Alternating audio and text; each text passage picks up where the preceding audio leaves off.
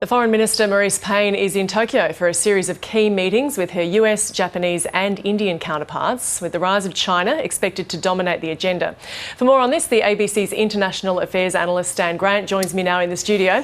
Thanks, Stan. Now, what's the point of this Quad meeting and how significant is today's meeting? Look, it is significant. I mean, look at the time they're coming together. We're dealing with a COVID pandemic. We're dealing with the increasing aggression of China. And this is the language that Mike Pompeo is using from the US. He's talking about China's aggression, its assertiveness, and that the Quad is seen as a way of these four democracies coming together to meet what, at the moment, the US sees as a strategic threat, and that is the rise of China. So there are many things on the agenda. Obviously, there is a need for greater cooperation around issues of COVID. There are issues of supply chains that have been raised because of both COVID and the rise of China. How do you ensure proper supply and security of supply for whatever you may need? Pharmaceuticals is one example. 5G rollout, another example. If you're not going to be allowing China's Huawei, to be involved in 5G rollout, what other options are there and how can they work together? Then there are questions of military cooperation as well. So it's when it happens, it's the message it sends that for China, of course, this looks like efforts to contain it. For the US, this looks like efforts of building a stronger alliance to be able to meet what they see as a strategic competitor in China. Is it another example of a more bolder approach on Australia's part when it comes to China? Well, certainly Australia has led a lot of this much more bolder approach, if you like. I mean, it was Australia that blocked Huawei from being able to be involved in the rollout of 5G, that other countries have since followed suit. It was Australia that raised questions about COVID and having an investigation into COVID and how COVID began and how it spread. Many people have said that Australia is the canary in the coal mine, if you like. We're caught between the United States, which is our big strategic partner, and our big trading partner, of course, China. We've already paid a price for this. We've seen this in things like beef and barley exports that have been affected.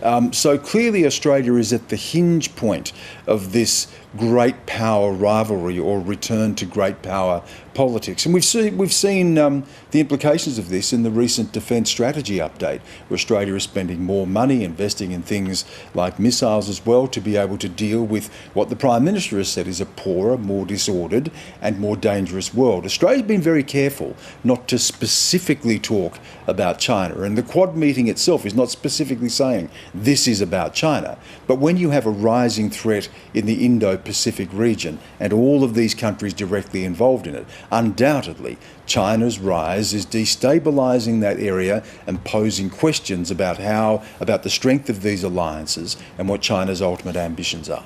Now, moving to the US, we've got Donald Trump in quarantine but has been out and about. What do you take of his approach to quarantine? Well, if you look at Donald Trump's drive-by the other day as well, if you look at his approach now, he's gone back to the White House. I mean, clearly there are concerns about other people being infected as well as a result of this. But I think what Donald Trump is sending is a very explicit message to his supporters that defiance in the face of coronavirus, and he sent that tweet saying we don't be afraid of this, defiance in the face of coronavirus is somehow patriotic. I think the mask has become a bit of a symbol of this patriotism, standing up in the face of the coronavirus threat. How quickly you reopen the economy, again a symbol of that idea of patriotism, of making America great again. When he did the drive-by just the other day, he said in the tweet before he did that, "I'm going to have a surprise for the patriots waiting outside."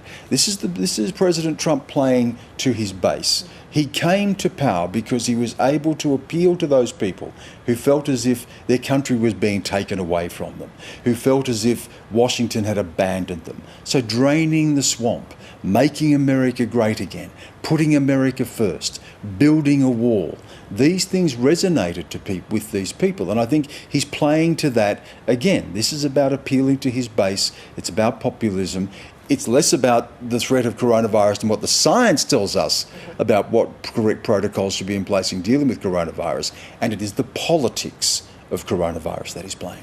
And speaking of the politics, it's very hard to look to the polls at the best of times at the moment, but really right now he's in this 14-day quarantine. He could sail through, he could get very sick. We don't know what's going to happen. So it's fast-moving, isn't it? Yeah, look, it is fast-moving, and one thing you can say about the polls is that they have consistently broken Joe Biden's way. And if you take a snapshot of where the polling is today, Joe Biden is a lot closer, and he has been consistently a lot closer to the 270 Electoral College votes that's required to win the White House. But if you go back, of course, to 2016, and I'm always mindful of this, that Hillary Clinton was tracking way ahead of Donald Trump at the time as well. She won 3 million more votes. The question here is where you are going to win them. Now, if you look at an electoral map, there's blue on the east coast and there's blue on the west coast, and there is a big map of red in the middle. And it comes down to those critical states, the ones that broke for Trump before. Wisconsin, Pennsylvania, places like North Carolina are in play as well, Georgia, places like this that are going to be absolutely critical. Has enough changed? Have people got enough reason who voted for Trump last time to switch their vote?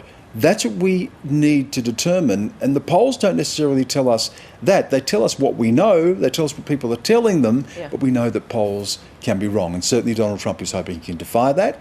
And this appeal to patriotism, this appeal to his tribe, this appeal again to getting the country going and standing up in the face of coronavirus plays directly to that strategy. Stan, thank you. Pleasure.